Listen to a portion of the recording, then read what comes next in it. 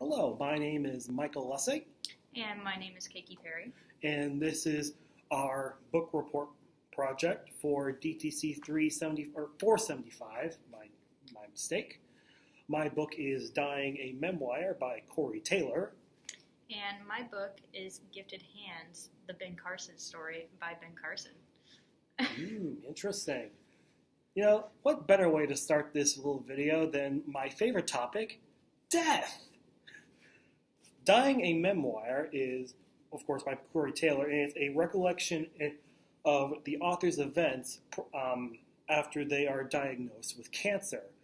And the entire story is surprisingly not a whole lot about cancer. I was expecting a whole book about how they're coping with the whole diagnosis of cancer and this whole discussion about how cancer should be cured and how it's a negative thing for people, which obviously it is. I'm not saying it's not a bad thing. I would not want to have cancer, but the whole book is surprisingly a lot more about dying and how the author copes with the eventuality that they're going to die. Like in the entire book, like they talk about it as if it's just a normal everyday occurrence, which it is, granted, but they talk about it as if it's just like going to the grocery store to buy stuff. They just treat it as a common everyday thing, and they don't fear it like any other normal person would. Obviously they did fear it. They do specify that they did have a fear of the inevitability, but over time they just went, meh, it's going to happen eventually. And so reading the book gave me a lot of different questions about our personal experiences with death. Like one big question is, have you ever had any experience? Have you ever thought about death, about yourself dying? Have you ever thought about that idea? And if so, when have you thought about it, and why did you, and what brought you to think about it? I think personally for me, I mean, I've had some near-death experiences like car crashes and such, and thankfully they haven't been anything too bad, but you kind of get this flash of like, hey, this could be like my last moment, and this is how I would go out. And so that's something. And then there's other things like relatives passing away, and then it reminds me how short life can be and how you're just supposed to really live it to the fullest and try not to look at that darker side that unfortunately everybody has to meet. So, yeah. Yeah, I personally had quite a few instances where I thought, all of us have this little glimpse in our mind that of death, like we're gonna die at some point.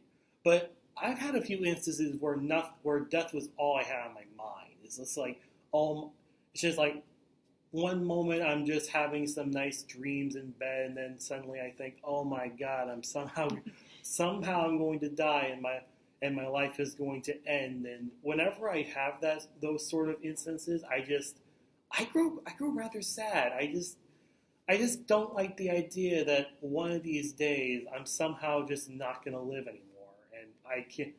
And then these thoughts of the afterlife come up, like what's going to happen when I die? Am I going to go to like heaven? Am I going to live as a ghost like people speculate? Is there such a thing as the afterlife? Mm-hmm. Like all those kind of questions really come up when that sort of thing comes up. And my first ever real experience with death was when my grandma died. Actually, no, I think that was after my dog, because I used to have a dog named Teddy. He was a golden retriever, if I recall. Mm-hmm. And we had to put him down. I think it was late elementary school. We had to put him down because he was growing old. My dad was the most distraught about the whole thing because he grew up with Teddy for years. Like, I think before even he married my mom. Yeah. So to him, it was the most devastating part of his life, giving up a lifelong friend. Mm, and I can certainly understand that. I would be the same way if I lived for so many years with a friend, and then suddenly had to let them go. Yeah. And then I think after that we had two cats that around the same time that, well, one ran away. I have no idea if that cat's still around, though we did try to look. And then the other one named Lucky, orange and white cat, died by getting run over by a car. Well, actually, the thing I never knew for years was that the Lucky survived the crash. Like survived, well, no, not really crash, but survived the hit. But he was so badly injured that my dad had to put him down. So, and I never knew about that. I had for years when I heard the news, I had just assumed that Lucky died on impact. Yeah. Kind of makes me feel bad. Like I wish I had seen Lucky in his last moments. Like, but at the same time, I probably would have been mortified seeing a childhood cat probably mangled and mortified by that incident. Yeah. Then after that, I think it was like 2008 or something. It was during my middle school years. My grandma, actually no, it was early high school actually. My grandma passed away, and it was the first time I ever had a family member die.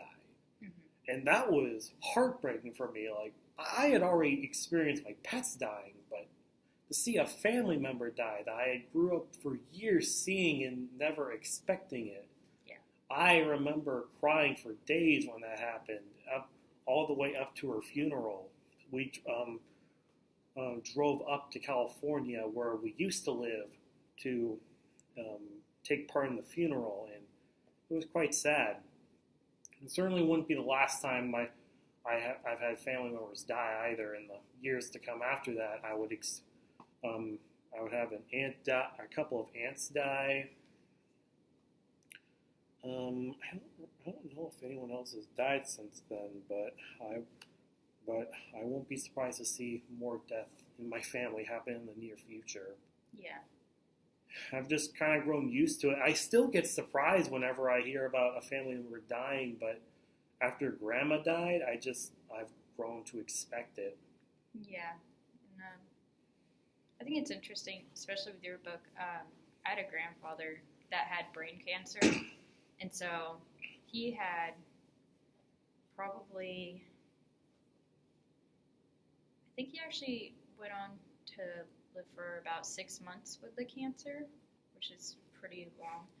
But just him, it's kind of weird because they start off kind of surprised. I don't know, in the way he did, he was very surprised and upset about it, very depressed. But eventually he kind of came around and was like really okay with it, and it kind of made me feel strange because I didn't feel okay with it, but he came to accept his own fate and acknowledged it and was like prepared to go when it was time to go for him. And it just seems so odd to me, but at the same time, I guess I'm really happy that he was able to end feeling no regret for what he's done in life.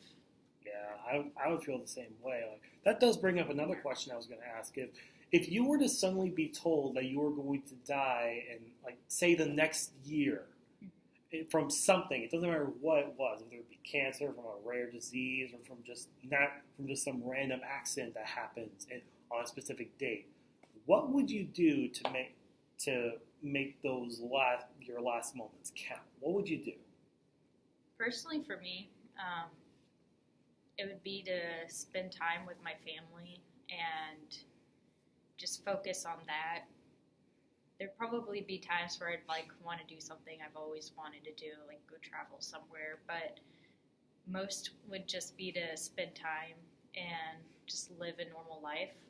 Yeah, I'd want to do that too. Yeah. I would especially want to spend as much time with my family as possible because these days I take my time for granted because I'm perfectly healthy. I have not been diagnosed with anything that could potentially kill me in the next few years. So yeah.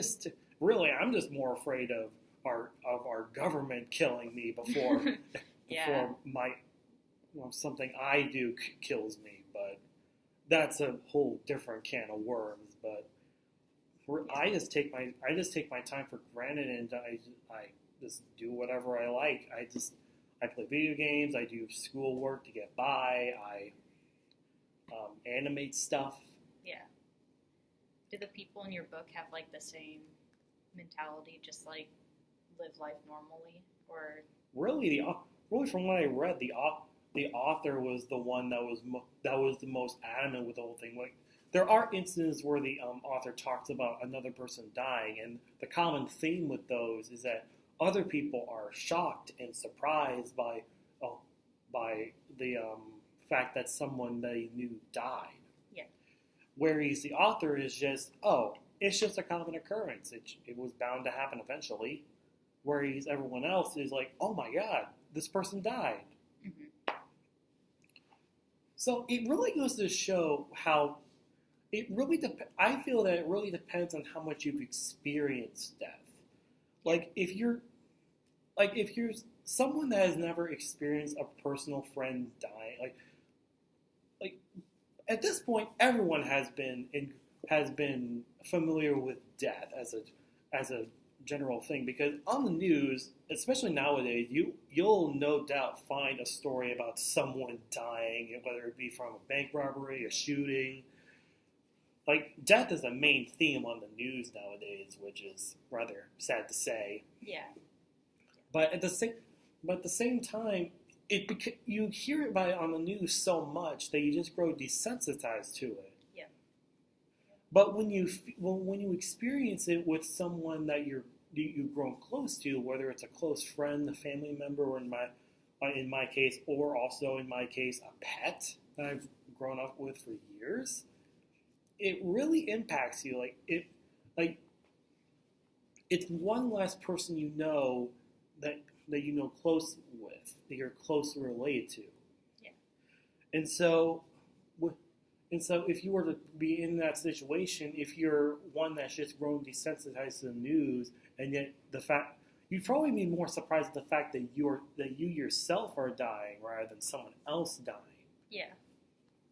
But if it's someone you've grown close to, if you have personal experience with death, you'd probably be more like how the author feels. You've grown more attached to the idea that death is an inevitability, and you just accept it, and you make do with what time you have. Yep. Have you ever had experience with? Aside from your grandfather, have you ever had any experience with someone that had either been diagnosed with or died by cancer? Anyone outside of your grandfather, since you've already talked about that? Actually, my other grandfather has prostate cancer right now, and he's okay right now. He's been going through like chemotherapy and all that, but he still has like the limited time frame. So it's just kind of interesting, I guess, to go through that process. And I have another friend who actually has liver cancer, and it's spreading throughout his body. So it's weird to go through that whole process that I did with my grandpa, like in the very beginning, and have to experience with other people and see how it affects. But I think it is important to try to keep it normal.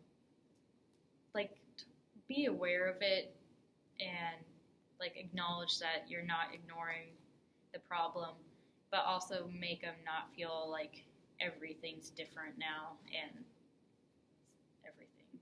I don't know, keep it normal and friendly. I get you. Just don't dwell on it. Just pretend that it's not there, and we'll only think about it when it's going to. Yeah. Don't come into the room crying every time you see them and things. Just be yourself and let them be them. And, because I feel that it only makes things worse when you dwell on the fact that either you or a person you closely know is going to die. Just make the time you have with them as happy as you can. Yeah. And only be sad about it when the time actually comes. Yeah. Yeah, I would agree with that. Well, we've already reached the 15-minute limit, but I will close out with one more question. Okay.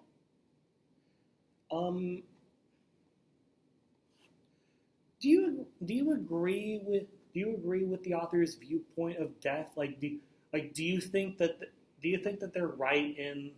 I mean, our conversation about the whole thing kind of makes the answer obvious. But do you think their normalization of the inevitability of death? Do you agree with that, or do you think that they should feel more strongly about it? They should have felt more strongly about the matter. For me personally, I think that the viewpoints from what I've heard from you, I would agree with. I mean, it's nice in a way that, like the video that we watched in class with the older people talking about how they don't want to be a burden to everyone else if they have issues, to not keep them holding on. I mean, I think it's important to love and care for your family members, but also not to kind of just make everything fall apart. I mean, cancer is a horrible sickness to get, and for a lot of people, it's inevitable, and you can't get rid of it. But just to be able to live the rest of your time being who you are and living with a family and friends the way you've always done it, I believe is an important aspect. And going out happy rather than depressed and upset, I think is better than that, the other side of just being sad. Yeah, I agree with that statement. It's better to just go out happy, make the rest of your life as happy as it can be, than to just live in depression knowing that you're going to go. Yeah. Because really, all of us at some point are going to go. Really, there's no real way of stopping that yet, currently. So we just have to live our lives to the fullest. I think that's what the author was going for, teaching the reader, live your life to the fullest. Don't dwell on the fact that you're going to die. Treat it as something that's just going to happen no matter what you do, and just do what you can to make what you have now worth it. Yeah. That sounds very practical to me, and especially with things like cancer and other diseases, just living your life to the fullest and not letting it affect your positive influences, and just being able to love yourself and your family, I think is important. Yeah, I think that's a good note to end on with this book. Yeah. So let's get to some more happier topics. What's your book about? Okay, mine is Gifted Hands, the Ben Carson story. And so initially I wasn't very happy to get this book because just politically the ideals of Ben Carson I don't necessarily agree with. But as I started reading it, I actually found it to be very interesting. So basically it starts off with his childhood memories and then goes all the way through his schooling and medical career. And so you begin with this whole story, which I never knew about. His father actually had a whole other separate family other from his family, like with kids and stuff. Yeah, it was like a secret other family, and he finally revealed it to Ben Carson's mom. It was like, okay, I'm leaving you guys. And so just left the mom with her two sons by herself, and she had a low-income job and a third-grade education. But basically, she fought to keep her sons academically superior, and basically telling him, if you have a goal, you should work to achieve it as hard as you can. And hopefully that did not. Okay, good. Okay. The screen went black. Yeah, we'll just have to make sure we move the mouse on occasion. Yeah. So basically, throughout his career, he's talking, and his childhood through into schooling and career, he talks about how, he started out as a very horrible student, like getting F's, not knowing how to do the alphabet very well, and adding and subtracting, and that was just not his forte. But working hard and having determination and dedication, he was able to get into Yale and a lot of internships and such, and eventually become a neurosurgeon, a very good one. He talks about some stories that he had with patients where he basically did, it's called hemispherectomy, and it's very, very rare surgery that usually does not have good outcomes, but he did it on multiple patients and talked about how only one had died, but all the rest were successful. And he also talks about his one where he separated conjoined twins. He added little pictures. Oh. I can show. He added these little pictures of the conjoined twins and how he had to separate the converging veins in their heads, and how no other doctor in the country would do this surgical procedure for this family, and he was kind of their last try, and he was willing to try and do the impossible because people told him just to not do it and to give up, and he did not. And I think the whole point of this story that he wrote was just, if you have a goal, like even if you have setbacks, you should always pick yourself up and just not give up on something that you dreamed about, which I think is really good when it applies to school, because there's a lot of times where I'd like to just sit down and do nothing, or just throw a test or turn in a Rabby a quiz that has nothing on it. I feel you.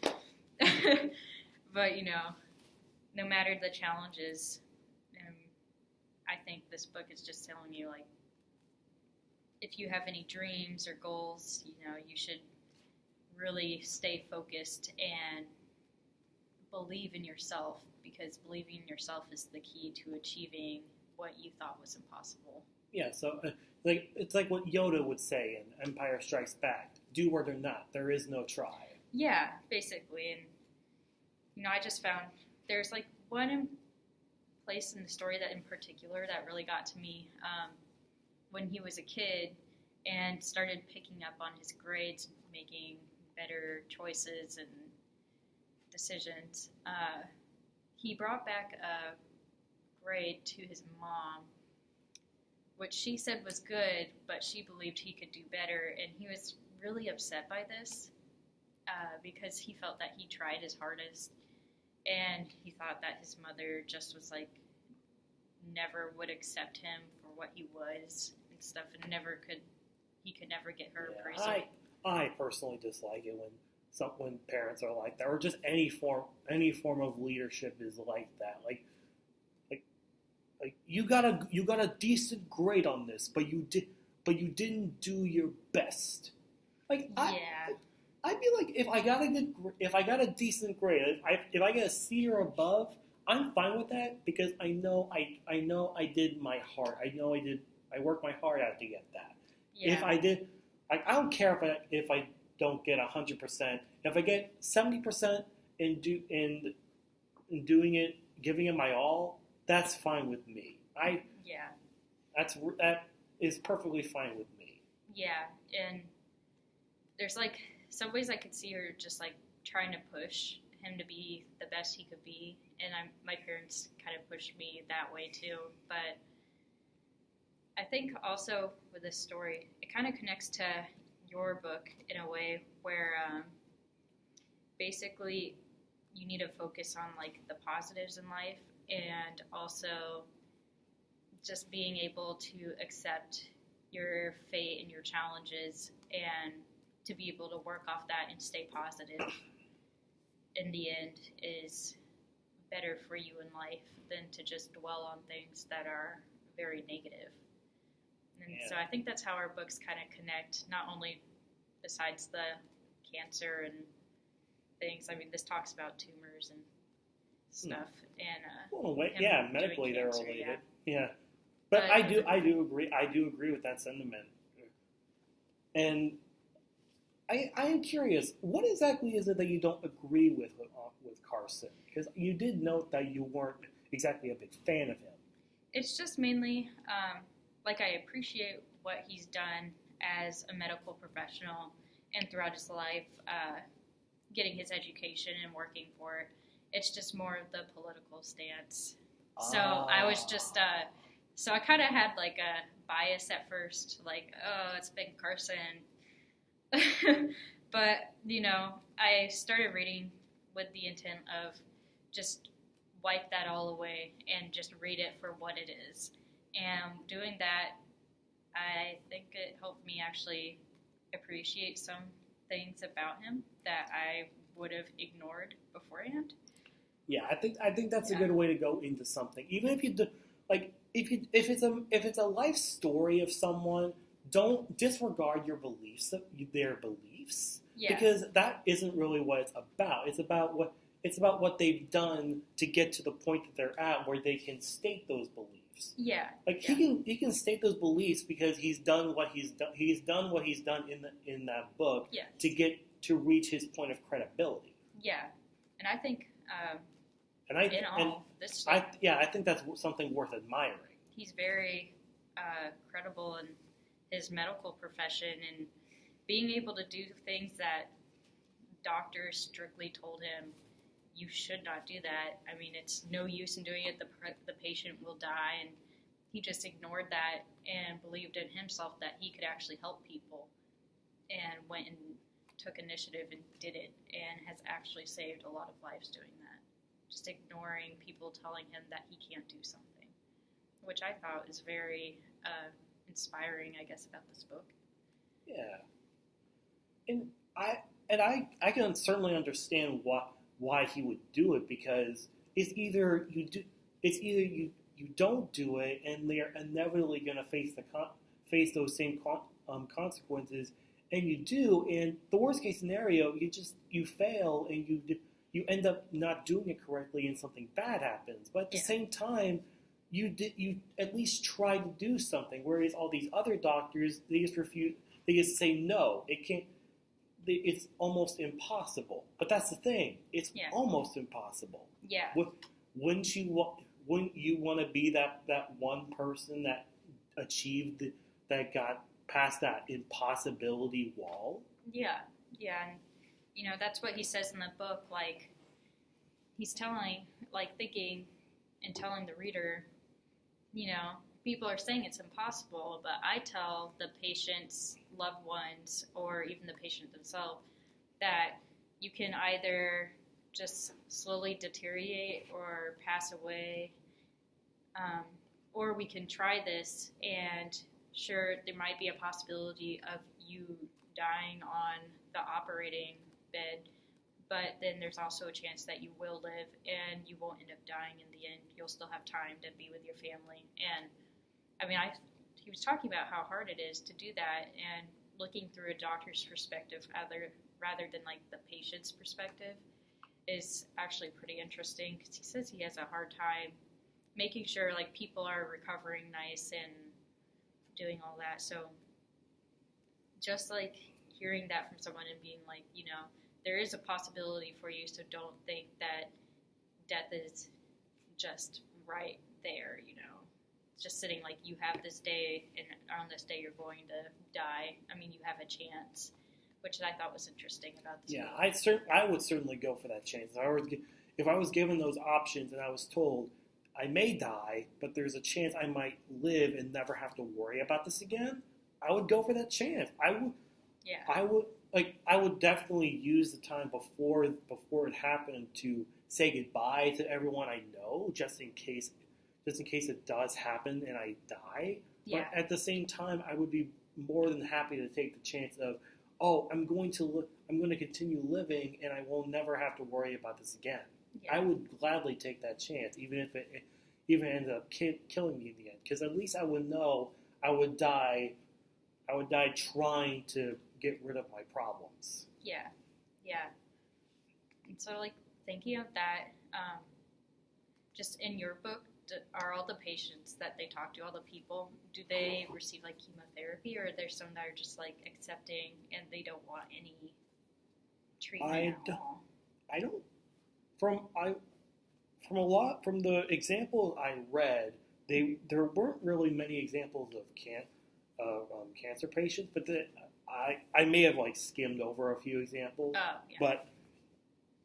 But really the instances I read were of ones that just suddenly happened. Like there's no real build up to these. Yeah. They just happen. And yeah. I think that's the main point of this book. That death just happens. Yeah. Like it's not something you can build up to. It just happens. Like even if you know it's going to happen at a specific time, there's no real sense of build up to it. It's just going to happen. It doesn't matter what you do. Dying is just going to happen. And I think you can say the same thing with the same thing would can sort of be said with that book. Like either you can choose to not do this operation and your death will happen eventually, or you can take the operation and your death is either not going to happen or it's going to happen. Yeah.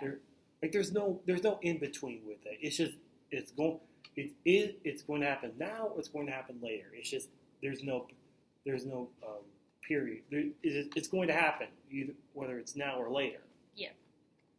Yeah, and I think that's like also a big point in this book is just he's telling, because there are a lot of people actually, because he's kind of older, so back in his prime when he just started out becoming like doing all these procedures, he actually would be criticized due to the fact that he's black. So a lot of patients would refuse to be operated on because of his color. And so he would basically sit in a room with them personally and be having this talk with them saying, I'm skilled, I know how to do this, but it is up to you. It's your choice. You could either just, die in a month, or we could do this procedure and you could have way more than just a month to live. And I think that's something really interesting about this book, is just to think of it in that way. I find it weird that even a patient would be suspicious of a person's skills, of a doctor's skills, because of their color. I don't understand that, because if you're staring in the face of a doctor, surely they're qualified regardless of skin color. Like if you personally believe that a person isn't skilled enough because of their skin color, then ask this: how are they in that position if you don't think they're that skilled? Yeah.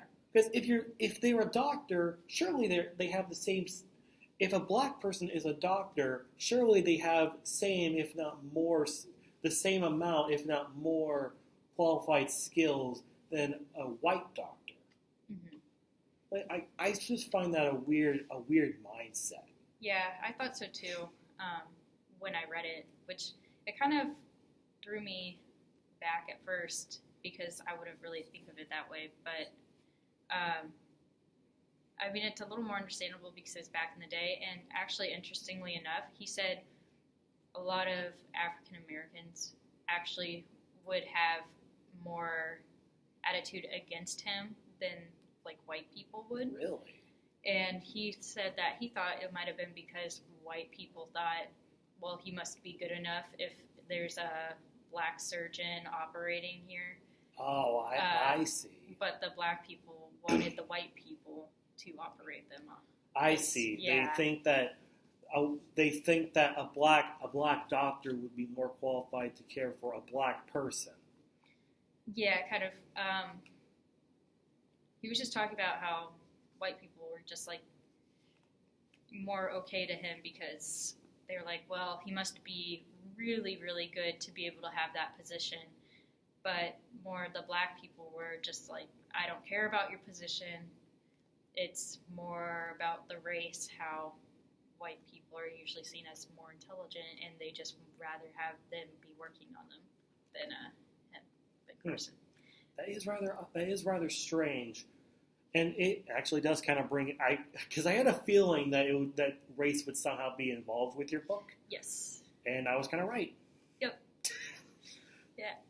But yeah, the overall message of your book of not giving up even when things seem bleak, I think is a great message. Yeah. And I think it's something that we could all live to follow. Yeah, and I think that kind of applies to your book too. It's just like not giving up on staying positive about your life and just accepting death as what it is, and just being able to live that way. Yeah, I think it's a good ending point. Yeah.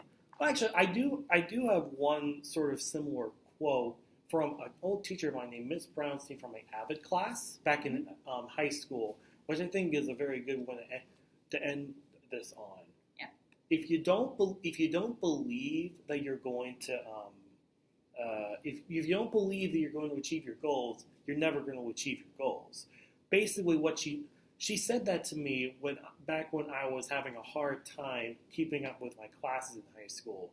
And basically what she said to me was, if I shouldn't have this negative mindset about my ability to learn or do things, because then I keep that negative mindset for the rest of my life, and I give up on my wanting to achieve those goals, because I think, oh, this is impossible. Why would I want to do something that's impossible? But if you think to yourself, oh, this could very well be possible, you keep wanting to do that. Even if it is very difficult, you keep wanting to do it because you believe that it's possible. And I think both of our books have a similar mindset when it comes to reaching goals and staying positive. I think so too. Yeah. On that note, this has been Michael Lessing and Kaikee Perry. And thank you for watching our book report reviews of our two books. Again, this has been a review of Dying, a Memoir by Corey Taylor. And this is Gifted Hands, the Ben Carson story by Ben Carson. And on that note, we will be going now. Bye-bye. Where's the mouse?